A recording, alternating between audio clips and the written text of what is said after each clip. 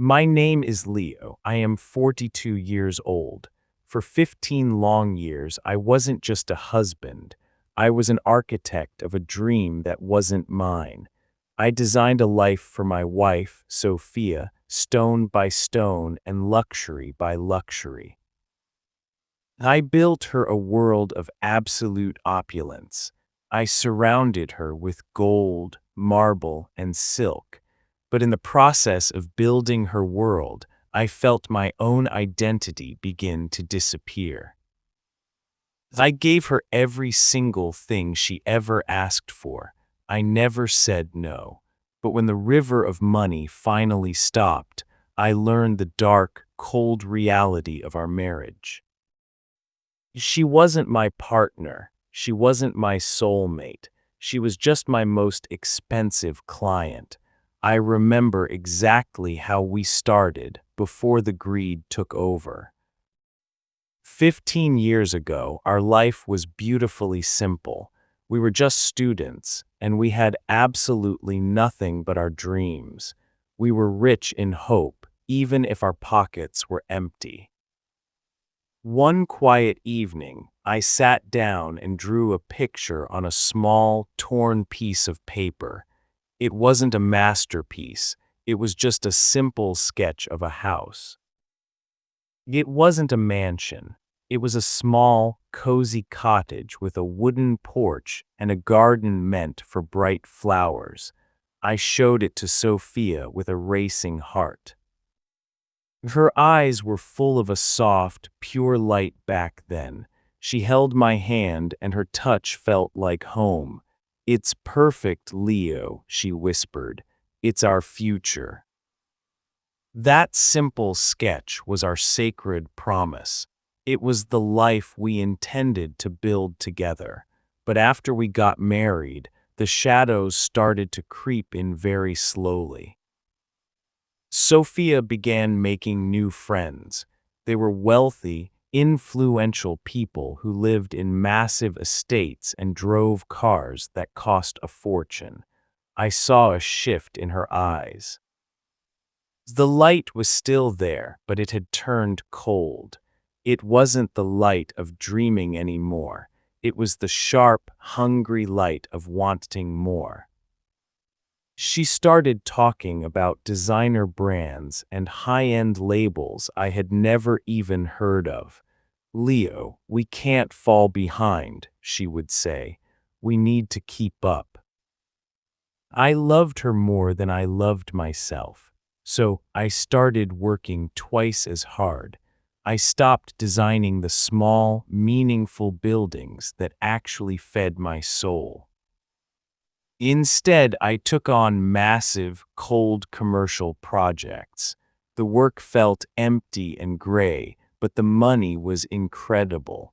I constantly told myself I was doing it for her. Eventually, I built the world she wanted. We bought a massive, echoing house. But to me, it always felt like a museum, cold and empty. We bought a luxury car that turned heads, but I felt completely lost every time I sat behind the wheel. My heart was growing heavier by the day. On the outside, I was a massive success. On the inside, I was a ghost. One day, I stumbled upon that old sketch hidden inside a dusty book. The paper was soft and aged. The lines I had drawn were still full of a passion I had long forgotten. I looked at it for a very long time. I remembered the young man who drew those lines. He was full of fire. He was full of genuine love. I felt a single, hot tear run down my face. I folded the paper carefully and tucked it away in a dark, private drawer. I told myself I was just putting away a piece of paper. But looking back now, I realize I was actually hiding a piece of my own soul. I was burying the man I used to be just to keep the facade alive. The world of luxury we had spent years building was nothing more than a fragile house of cards. One small wind could make it all come crashing down, and eventually that wind arrived with a vengeance. The economy became weak, and my architecture company suddenly lost several massive, high-profile projects. The endless river of money that had sustained our lifestyle was finally drying up. My heart was heavy with a truth I could no longer hide from my wife. One evening, I found Sophia sitting alone in our massive, silent living room. I sat down beside her, trying to find the right words to explain our new reality. "Honey," I said softly, my voice trembling, "we need to cut back on our spending for a while. Things are getting very tough for the business right now," I continued. Her face changed instantly. Her warm, practiced smile disappeared, replaced by a cold, hard stare. Her voice was sharp and jagged, like a piece of broken glass. "Cut back?" she asked. "My friends are all planning a luxury trip to Europe next month. I cannot look poor in front of them, Leo. I have a certain image to maintain in this city." I felt a cold knot tighten in my stomach. In that moment, I realized she wasn't worried about our marriage or our future security. She was only worried about what her wealthy social circle would think.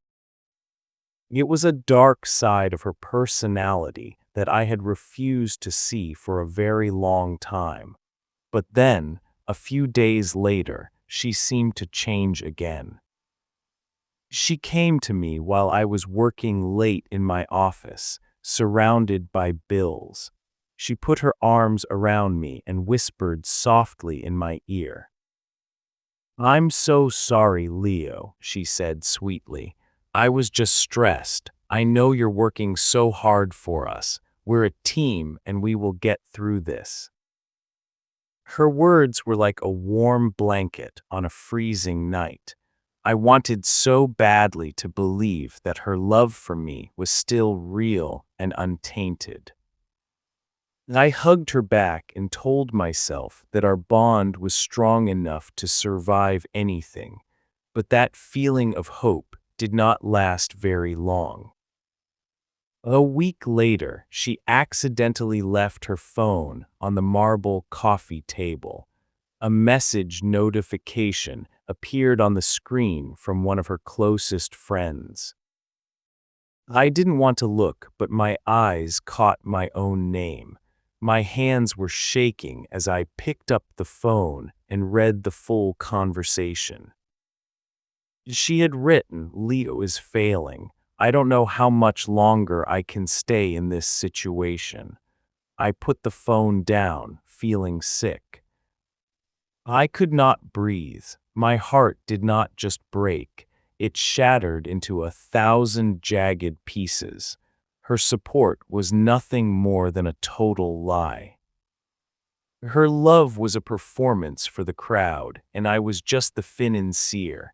I didn't shout, I didn't cry, I just felt a profound, hollow emptiness. I walked to my office and quietly closed the door. I opened the dark drawer and took out that old, forgotten sketch of our cottage.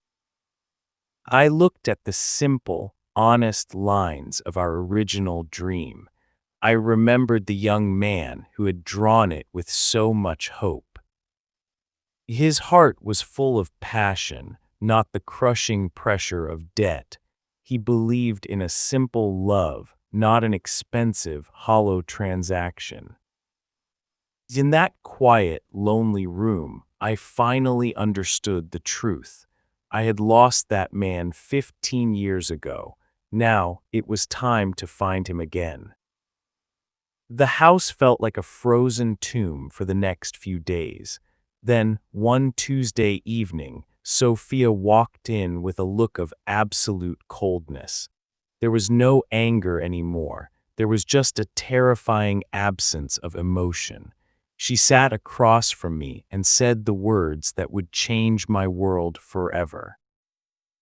"Leo, we need to talk," she began, her voice as flat as a desert road. "I have met someone else. His name is Mark." She didn't look down. She didn't look ashamed. She looked like she was giving a business presentation. "He is a very successful investor, Leo. He is stable. He can provide the life I actually need."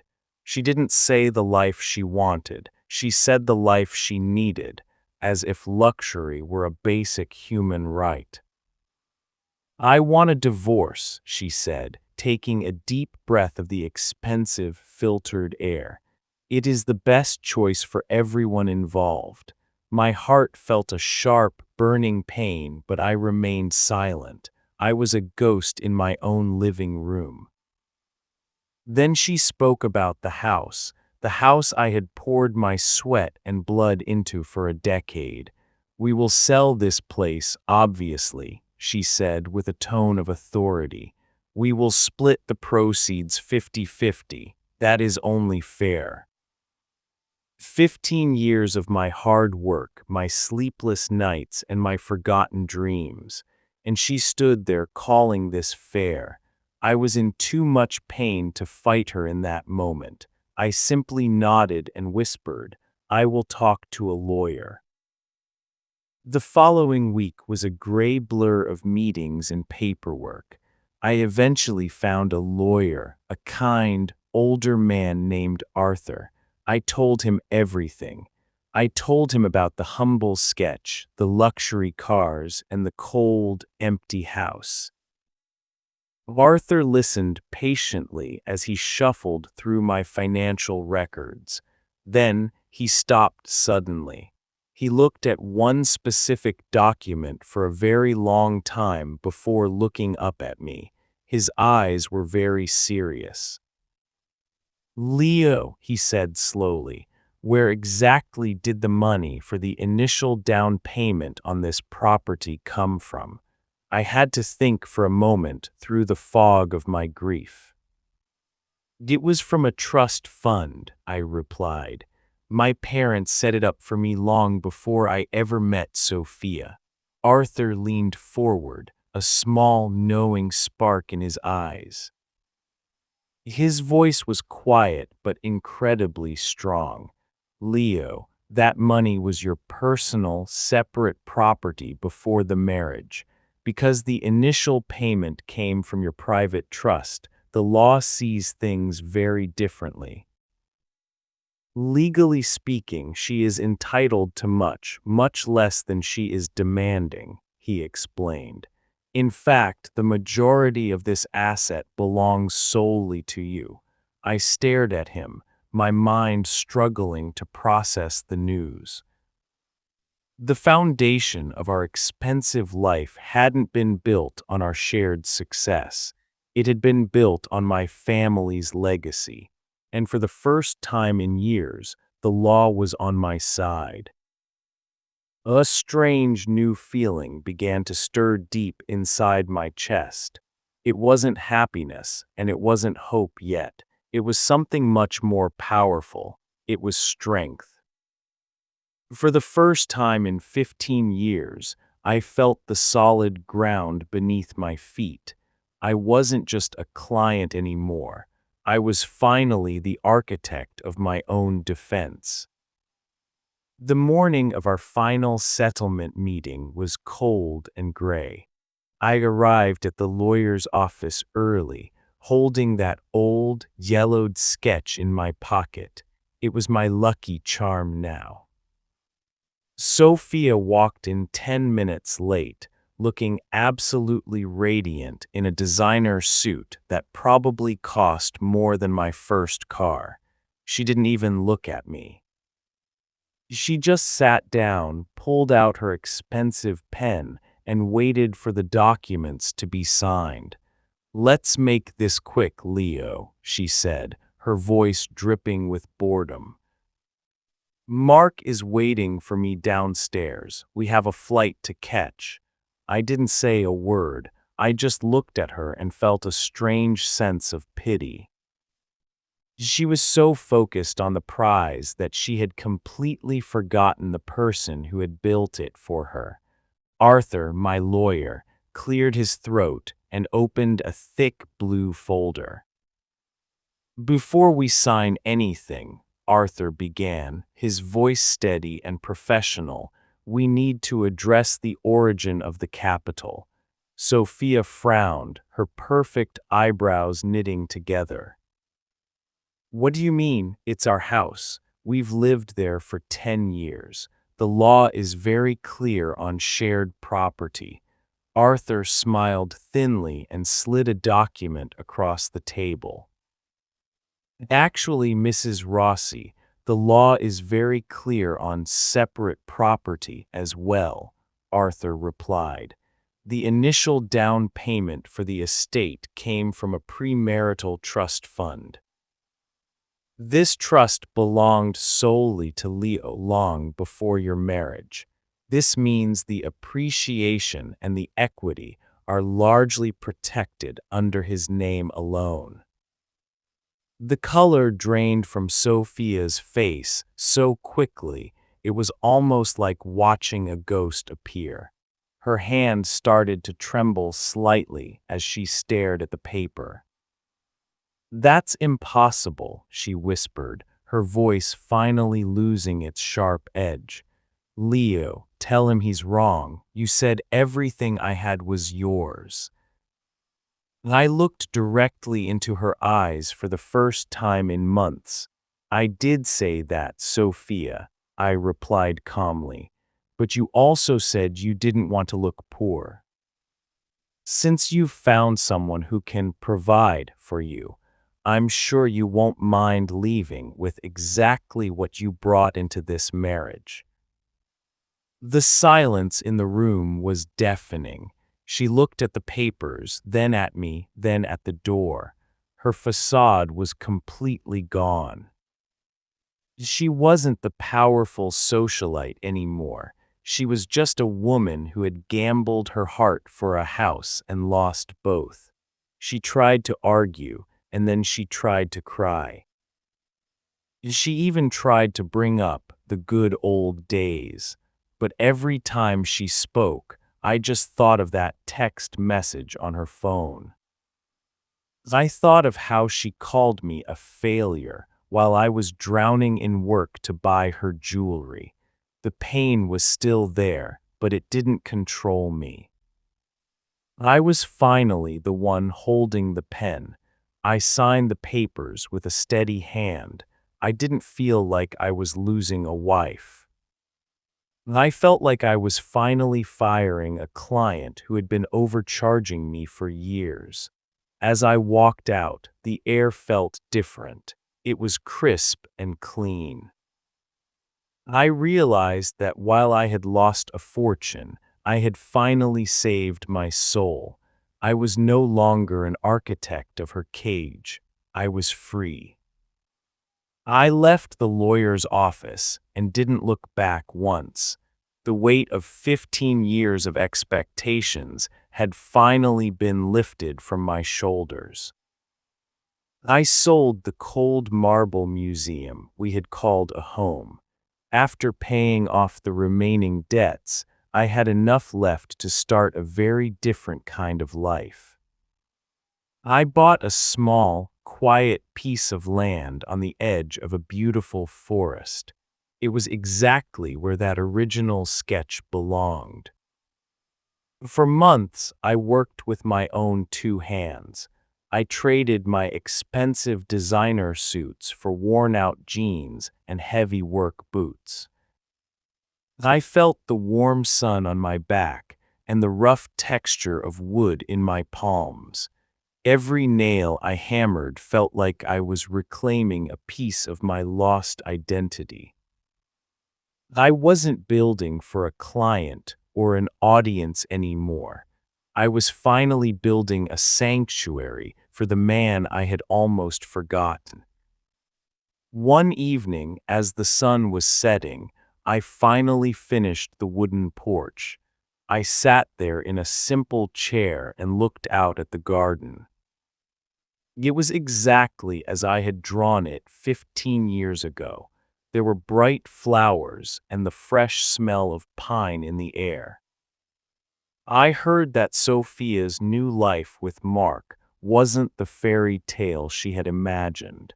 He was a man who valued assets, and she was quickly becoming just another entry on his balance sheet. I didn't feel any joy in her struggle. I just felt a deep, quiet sense of peace that I was no longer part of that hollow world. In our modern society, success is often measured by the things we can show to others. We are taught to prioritize the image over the reality of our lives. But this divorce taught me two very vital lessons. First, there is a silent danger in compromising your core identity just to please someone else. I sacrificed my passions and my principles piece by piece. In the end, I had a mansion, but I didn't have a home. Second, it exposed the true nature of conditional love. True love shouldn't be based on what you can provide or how much you can spend. If someone only loves you when the river of money is flowing, they don't really love you at all. They love the lifestyle you represent. I invite you to take a moment and look at your own life and your own relationships. Are your goals truly your own, or are they shaped by external pressure? Learn to set boundaries to protect your heart and your passions. Build your foundation on shared dreams, not just shared expenses. Now I want to hear from you. Who do you think was more at fault in this story? Was it Leo for sacrificing his identity, or Sophia for her materialism? Comment Leo or Sophia below. If you believe that authenticity is more valuable than luxury, please like this video and subscribe to Fluent Harbor. Thank you for listening to my journey today. May you always have the courage to build a life that is truly and beautifully yours.